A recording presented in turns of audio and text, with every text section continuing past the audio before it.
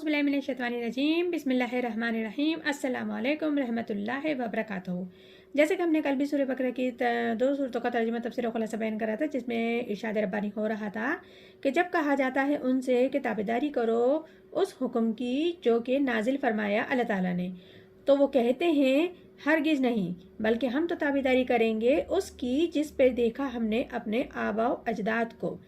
क्या अगरचे उनके बाप दादा ना समझते थे कि वो समझते नहीं थे, क्या कुछ भी उन हिदायत रखते थे वो? उनकी मिसाल ऐसी है, काफरों की है। उन काफरों की मिसाल ऐसी है जैसे कि पुकारे किसी शख्स को ऐसी चीज़ को, यानी कि जानवर की मिसाल लो कि जो कि कुछ न सुने सिवाय पुकारने और चिल्लाने के।